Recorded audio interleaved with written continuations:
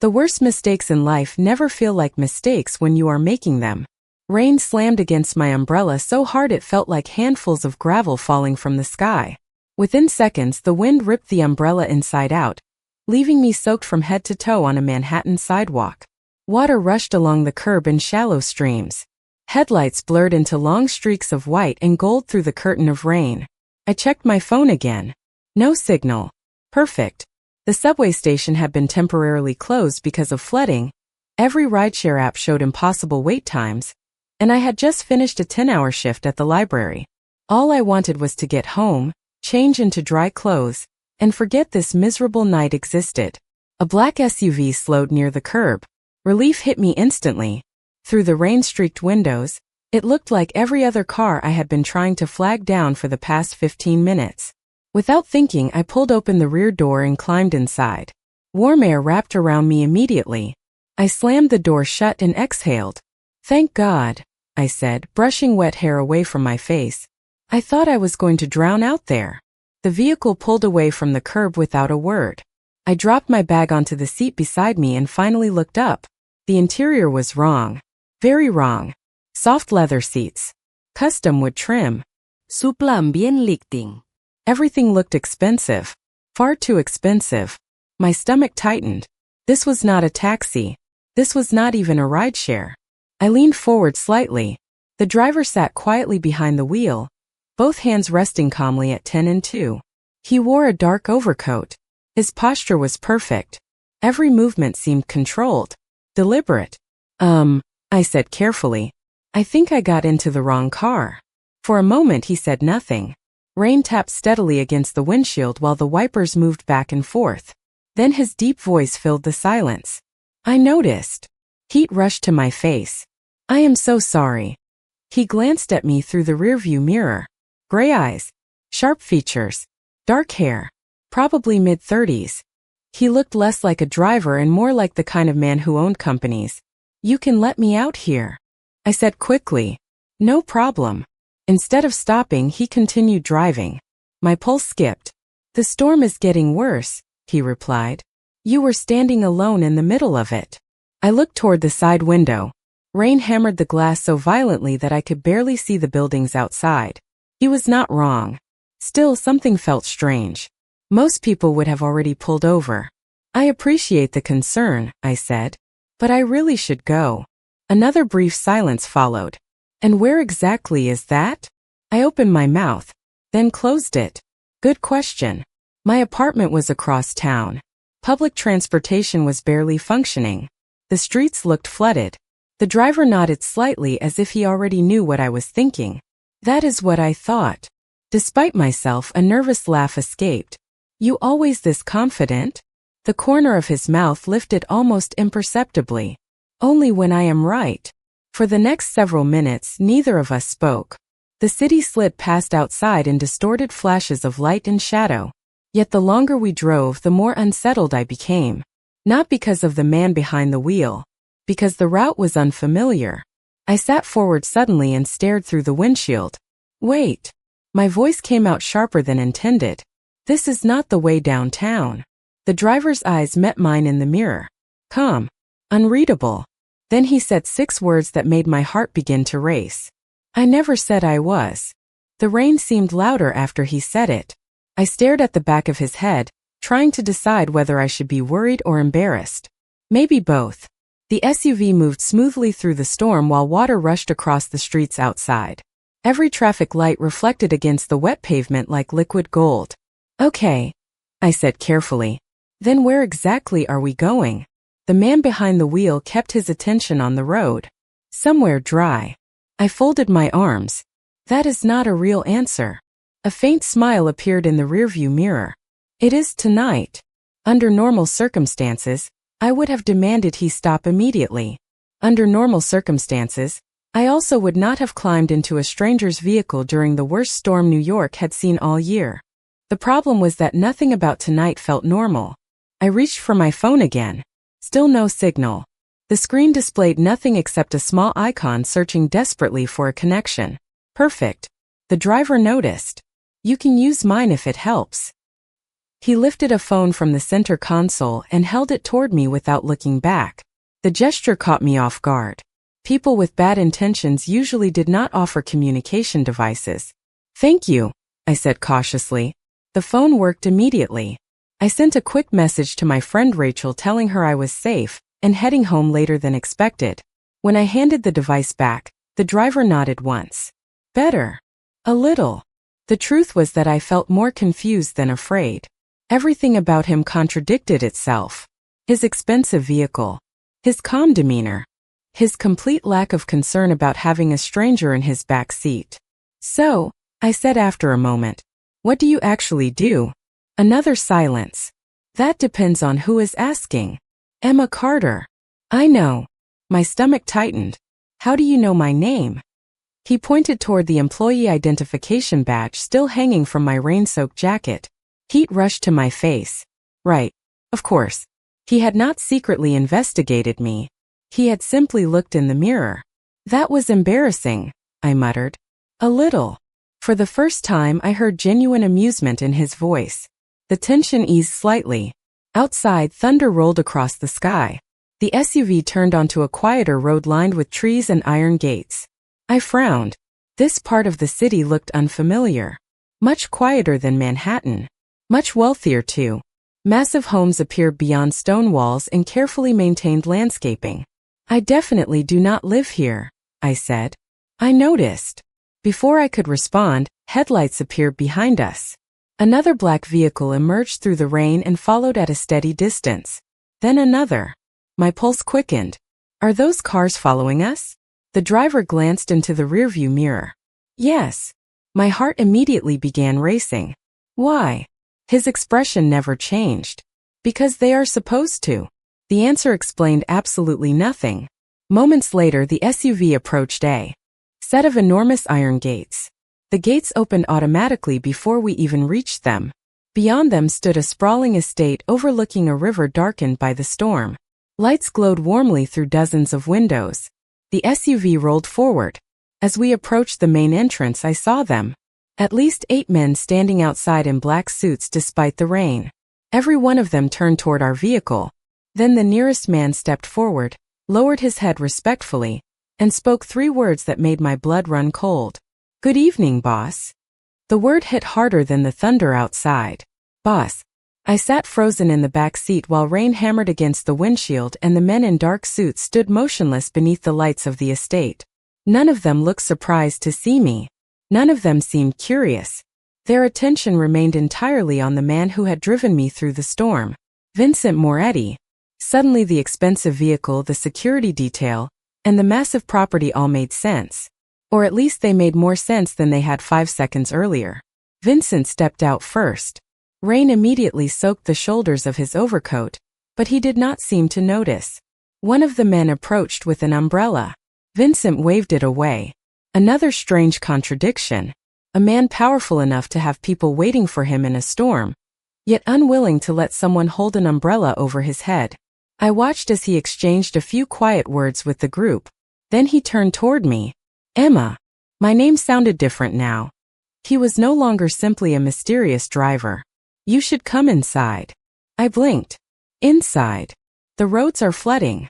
His tone remained calm. "The bridge into Manhattan is closed." My stomach dropped. "Closed?" One of the men standing near the entrance nodded respectfully.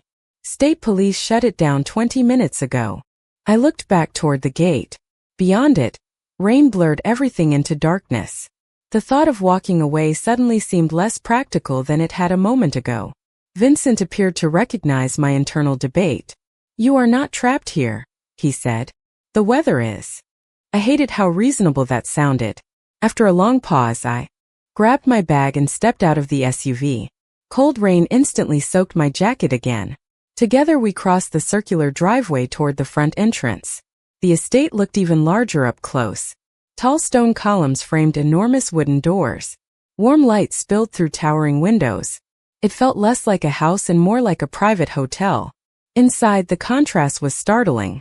The air smelled faintly of cedar and coffee. A massive fireplace crackled in the distance.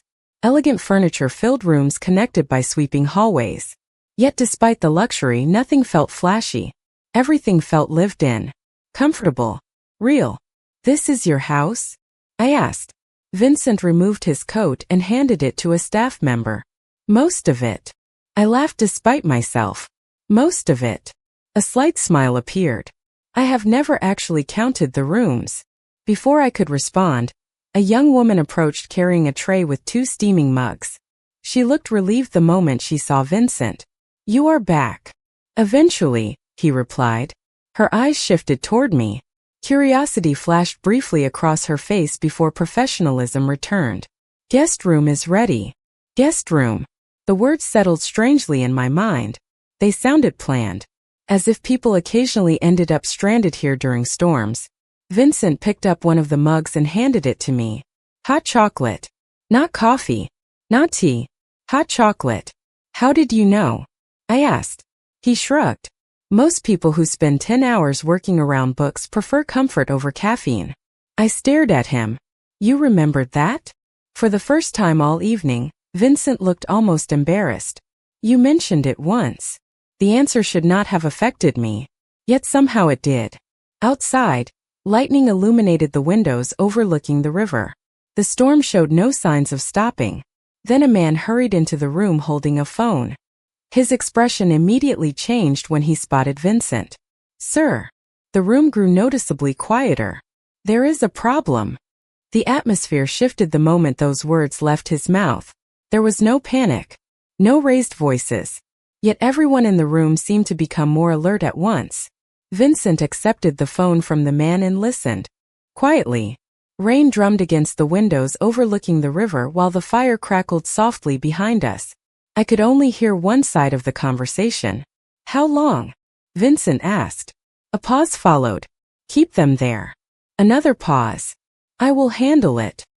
He ended the call and handed the phone back. The man nodded and disappeared down the hallway without another word. For several seconds nobody spoke. Then Vincent looked toward me and the tension in his expression eased slightly. "Nothing you need to worry about." I almost laughed. That is usually what people say right before something becomes exactly my problem. To my surprise, the young woman carrying the tray smiled. Vincent shook his head. "Fair observation." He gestured toward a sitting area near the fireplace. "Come on." I followed him into a large room lined with bookshelves that stretched from floor to ceiling. The sight immediately caught my attention. Hundreds of books filled the shelves. History, literature, art, biographies, first editions. Some looked older than the building itself. "You read all of these?" I asked. Vincent glanced around the room. "Most of them." "A Mafia Boss with a library." The words slipped out before I could stop them. Silence followed. Then Vincent laughed. Actually laughed. The sound transformed him completely. For a moment he looked less intimidating and more human. I suppose I deserved that. I settled into an armchair near the fire. Warmth slowly returned to my hands. "I am serious. This is not what I expected." "What exactly did you expect?" "Good question." I considered it carefully. "Someone louder." His eyebrow lifted. "Louder. More dramatic." Another faint smile appeared. Life is usually dramatic enough without additional help. Outside, lightning flashed across the river. The storm seemed even stronger now. I watched rain streak down the enormous windows while Vincent poured himself a cup of coffee. The room felt strangely peaceful despite everything I had learned tonight. "Can I ask you something?" I said. "You already have." I rolled my eyes. "A real question." He nodded. "Go ahead." I hesitated. "Why did you stop for me?" For the first time since entering the estate, Vincent seemed genuinely caught off guard. His gaze shifted toward the fire. "Because you looked exhausted." The answer sounded almost absurdly simple. "That is it. You were standing alone in a storm with a broken umbrella." He shrugged slightly. "Seemed like a bad night to leave someone behind." I stared at him. The explanation should not have mattered. Yet somehow it did. Maybe because it felt honest. Most powerful people I had met spent enormous amounts of energy trying to impress others. Vincent seemed determined to do the opposite. Before I could say anything else, movement outside the window caught my eye. Several black vehicles were pulling into the driveway. More than before. Much more. The headlights reflected across the rain-soaked pavement like a line of approaching stars. Vincent noticed my expression and turned toward the window. Instantly the calm disappeared from his face. Not fear. Recognition. What is it? I asked quietly. He watched the arriving vehicles for several seconds before answering. The people I was expecting tomorrow. Another flash of lightning illuminated the driveway. Men stepped from the vehicles and began walking toward the house through the rain. Then Vincent looked directly at me and said something that made my stomach tighten. Emma, I think you chose the most complicated night possible to get into my car. The storm seemed determined to trap everyone inside the estate. Rain lashed against the tall windows while headlights continued appearing beyond the front gates. I stood beside the fireplace, watching more vehicles arrive through the darkness. Whoever these people were, they clearly mattered. Vincent remained focused on the driveway, his expression unreadable. The easy conversation we had shared only minutes earlier had vanished. In its place was the calm concentration of someone preparing for a situation he had seen many times before. Should I be worried? I asked quietly. Vincent glanced toward me. No. That answer sounds rehearsed. A faint smile touched his face. Because I get asked that question often. Before I could respond, the young woman from earlier returned carrying a folded blanket. The guest room is ready, she said. Thank you, Sophia. Vincent accepted the blanket and handed it to me. The simple gesture caught me off guard. Everyone else seemed focused on whatever was happening outside. Vincent seemed focused on whether I was cold. You do realize this whole situation is strange, right? I asked. Getting warmer, he replied. The situation or the blanket? I rolled my eyes despite myself. To my surprise, he looked pleased that I had not completely lost my sense of humor. A moment later the large front doors opened. Several men entered, shaking rainwater from their coats. The atmosphere shifted immediately. Not because anyone appeared threatening. Because everyone in the room subtly adjusted around them. Conversations lowered. Staff members moved more efficiently. Even the security team near the entrance became more alert. One of the newcomers approached Vincent directly. He was older, perhaps in his 60s, with silver hair and a tailored navy coat. You made good time, Vincent said. The older man looked toward the windows. Not good. Lucky. His eyes shifted briefly toward me. Curiosity appeared for half a second before disappearing. And who is this? Emma Carter. Vincent answered before I could. She was caught in the storm. The older man nodded politely. Then tonight's weather may have done you a favor. The comment felt oddly specific. Before I could ask what he meant, another burst of thunder rattled the glass. The lights flickered once. Then again. For a brief moment the entire room dimmed. Several people instinctively looked upward. Backup generators are active, someone announced from down the hall. The lights stabilized immediately. Relief spread through the room. Everyone except Vincent. He was staring toward one of the security monitors mounted near the entrance. His expression changed so slightly that I almost missed it. Concern. Real concern. I followed his gaze. The screen showed the front gate. Another vehicle had just arrived. Unlike the others, this one had come alone. No escort. No security detail. Nothing. The gate opened. The vehicle rolled slowly toward the house. The older man beside Vincent noticed it too. I thought. He was in Chicago. So did I, Vincent replied. The room grew noticeably quieter. I could feel it even without understanding why. The vehicle stopped in the circular driveway. Seconds later a man stepped out into the rain. Tall. Well-dressed. Confident. Several people exchanged glances the moment they saw him. Vincent exhaled slowly and set down his coffee cup. Well, he said quietly, that changes the evening. I looked from the security monitor back to Vincent. Who is he? For the first time all night, Vincent did not answer immediately. His eyes remained fixed on the screen. Then he spoke 5 words that instantly made the room feel smaller. Someone who never arrives unexpectedly. Rain rattled against the windows as everyone in the room seemed to wait for the same thing. The front doors opened. A gust of cold air swept through the entrance hall. The man from the security monitor stepped inside and handed his coat to a member of staff as if he owned the place. He was probably around Vincent's age. Well-dressed, confident, calm. The kind of man who never appeared rushed, even during a storm. What caught my attention was not his arrival. It was Vincent's reaction. For the first time all night, I saw genuine caution in his eyes. Not fear. Not anger. Caution. The newcomer smiled the moment he spotted Vincent. I hope I am not interrupting anything. His voice carried easily across the room. Only the weather, Vincent replied. Several people around them relaxed slightly. Whatever tension had existed before seemed less dangerous than I had imagined. The two men shook hands. The gesture looked polite, professional. Yet something beneath the surface felt more complicated. Like two chess players greeting each other before a match.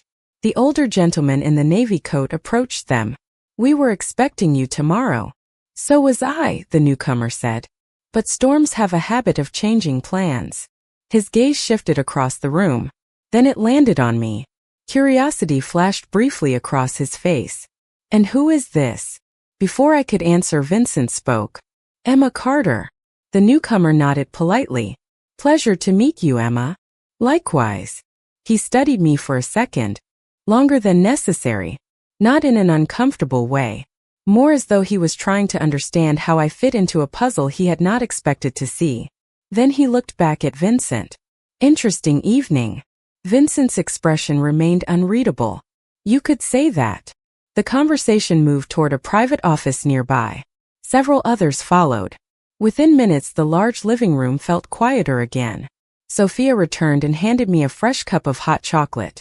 "You look like you have questions." I laughed softly. "Only about 1,000.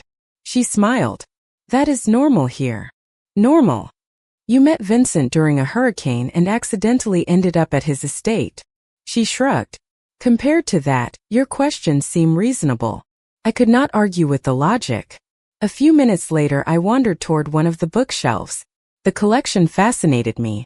Art history, American literature, architecture, travel journals. Many of the same books I recommended to library visitors every week. One shelf held framed photographs instead of books. Family pictures, friends, charity events, community projects. Nothing resembled the image most people would associate with a feared underworld figure. My eyes stopped on one photograph in particular. It showed Vincent several years younger standing beside a group of children at what looked like a community center. He was smiling.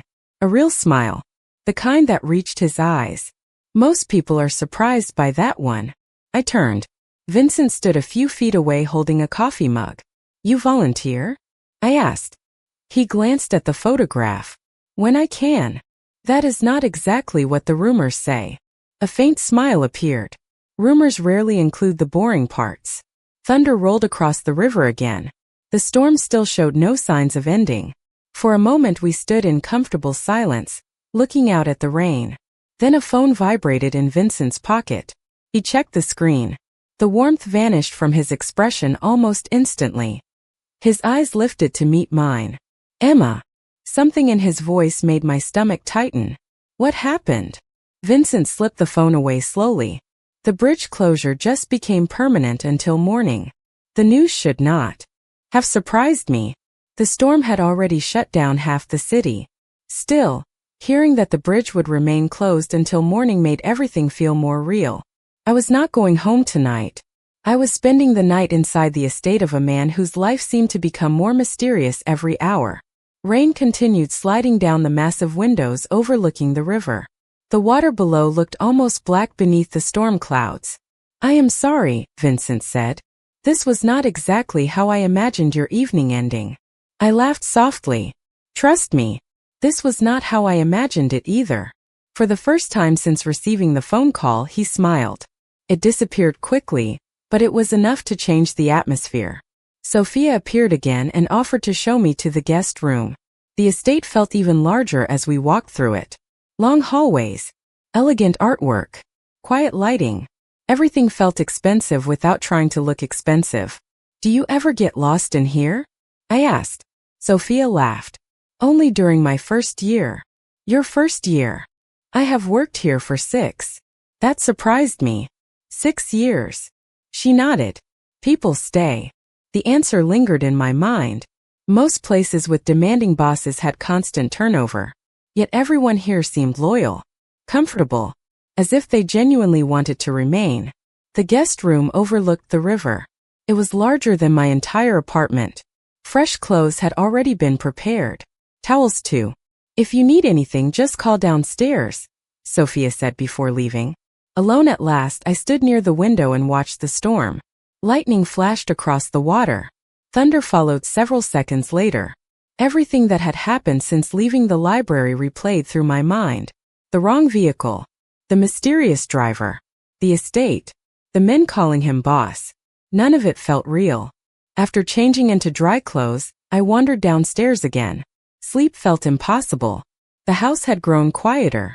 Most of the guests who arrived earlier seemed occupied elsewhere. Following the faint sound of music, I found my way to a smaller sitting room near the back of the estate. A record player spun softly in one corner. Warm light filled the room. Vincent sat alone beside the fireplace reading a book. For several seconds he did not notice me. Without the suit jacket, without the constant activity surrounding him, he looked surprisingly normal, human. The image did not match the rumors I had heard over the years. Finally he looked up. Could not sleep. Could you? I asked. He closed the book. Fair point. I settled into the chair across from him. The fire crackled softly between us. Outside, rain continued falling. Can I ask you something? I said. You keep asking that. And you keep answering. Not always. I smiled. What was the book? He handed it to me. History. Not business. Not finance. History. You are full of surprises. So I have been told. Silence settled comfortably between us. Then my attention drifted to a small framed photograph sitting on the shelf behind him. A younger Vincent stood beside an older woman. Both were smiling. The expression on his face looked different somehow. Softer. Who is she? I asked. Vincent turned toward the photograph. For a moment something changed in his eyes. Something deeply personal. My mother. The room seemed quieter after those words. I glanced back at the picture, then at him.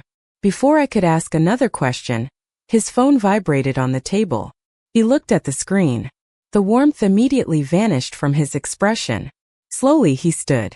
Emma, he said quietly, I need you to stay in this room for a little while. My stomach tightened instantly. Why? Vincent slipped the phone into his pocket and looked toward the hallway. Because someone just asked specifically if the woman from the storm is here. The room suddenly felt much colder despite the fire. I stared at Vincent, trying to understand what he was telling me. Someone asked about me? He nodded once. His attention remained fixed on the hallway beyond the doorway. Only one person outside this estate should even know you are here. My pulse quickened. Rachel. Exactly. The realization settled heavily between us. I had only sent one message after borrowing his phone in the car. One message to one friend. Yet somehow my presence had become a topic of discussion among people who had no reason to know I existed. Vincent walked toward the window and looked out into the storm. Rain continued falling in silver sheets across the dark lawn. This may be nothing, he said. But I do not like coincidences. I thought back through every moment of the evening. The library. The storm. The wrong vehicle. Everything had happened by accident. Had it not? Before I could ask another question, Sophia entered quietly. She glanced between us and immediately sensed the tension. They are waiting downstairs. Vincent nodded. 5 minutes. She disappeared again without another word. I folded my arms. You keep saying people are waiting. Who exactly are these people? Vincent considered the question. Business associates. That sounds suspiciously vague. A small smile appeared. It usually is. Despite the situation, I laughed softly. The sound surprised both of us. For a moment the tension eased. Then Vincent crossed the room and stopped beside a cabinet near the fireplace. He opened a drawer and removed a small framed photograph. I normally do not show this to anyone, Curiosity immediately replaced my nervousness. He handed it to me. The picture was old. Sunlight filled the image. A teenage Vincent stood beside his mother near a lake somewhere. They looked happy. Completely ordinary. Nothing about the photograph suggested power or influence or the complicated world surrounding him now. She believed people should be judged by what they do when nobody is watching, Vincent said quietly. I looked up. His expression had softened again. That sounds like good advice. It is the reason I stopped the car tonight.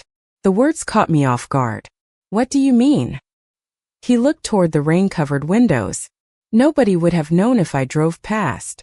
Silence settled between us. Not awkward silence. Honest silence. For the first time all evening, I understood something important. Beneath the reputation, beneath the wealth, beneath the mystery, Vincent was still trying to live up to the lessons someone had taught him long ago. A sudden knock interrupted the moment. One of the security staff appeared in the doorway. Sir. Vincent turned immediately. What is it? We identified the person who asked about Miss Carter. The room seemed to stop moving. Vincent's expression sharpened instantly. And the man hesitated. The request did not come from outside the estate. My stomach dropped. Vincent stared at him. Explain. The guard swallowed. Whoever asked about her was already here before she arrived. Thunder rolled across the sky as silence filled the room. Slowly, Vincent looked back toward me. For the first time since we met, I saw genuine concern in his eyes. Not for himself. For me. Then he said something that made my heart begin to race all over again. Emma. I think getting into my car may not have been an accident after all. For a moment, neither of us spoke. Rain continued striking the windows while thunder rolled somewhere beyond the river. The guard's words echoed through my mind. Whoever had asked about me had already been inside the estate before I arrived. I looked at Vincent, searching for an explanation. He seemed just as surprised as I was. Who was it? He asked. The guard shook his head. We are still confirming that. Vincent nodded once. Keep me informed. The man left immediately. Silence settled over the room again. I wrapped my arms around myself and stared into the fire. Everything had become too complicated too quickly. I am a librarian, I said quietly. I shelve books. I help people find novels. I pay parking tickets and forget to buy groceries. None of this makes sense. Vincent sat down across from me. I know. Then explain it. He looked toward the flames for several seconds before answering. Sometimes people become important without realizing it. That is not an explanation. It is the only honest answer I have. Outside, the storm finally seemed to be weakening. The rain had softened. The thunder was farther away. For the first time all night, the world felt as though it might eventually return to normal. Then Vincent's phone vibrated again. He checked the screen. This time, instead of concern, something closer to relief appeared on his face. What? I asked immediately. He showed me the message. Security review completed. Miscommunication resolved. The person asking about Miss Carter was Sophia. I blinked. Then blinked again. Sophia. Vincent laughed softly and rubbed a hand across his forehead. Apparently she was trying to make sure the guest room had everything you needed. The tension that had filled the room dissolved instantly. I stared at him. You mean I spent the last 10 minutes thinking I was part of some giant mystery because somebody wanted extra blankets? It appears so. Despite everything, I started laughing. Real laughter. The kind that arrives after stress finally lets go. To my surprise, Vincent joined in. The sound filled the room and chased away the last shadows of the evening. For the first time since stepping into the wrong vehicle, neither of us seemed trapped by circumstances. We were simply two people sharing a ridiculous story. Eventually the laughter faded. The fire crackled softly between us. Dawn was beginning to lighten the horizon beyond the windows. The storm had finally passed. Looks like the weather is giving up, I said. Vincent glanced toward the river. About time. A comfortable silence followed. Then I stood and walked toward the window. The clouds were breaking apart. Pale morning light reflected across the water. The world looked completely different from the one I had entered the night before. I should probably go home soon, I said. Vincent nodded, though something unreadable crossed his face. Probably. I turned toward him. Thank you. For what? Stopping. The answer seemed to catch him off guard. For a moment he said nothing. Then a small smile appeared. You are welcome, Emma.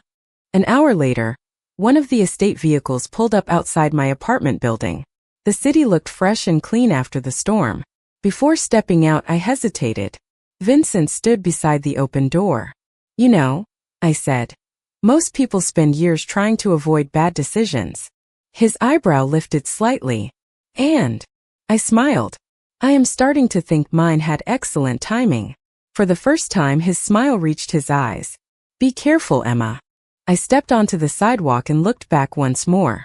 You too, Vincent. The vehicle pulled away. I stood there watching it disappear into morning traffic. Then my phone vibrated. One new message. Unknown sender. I opened it. The text contained only a single sentence.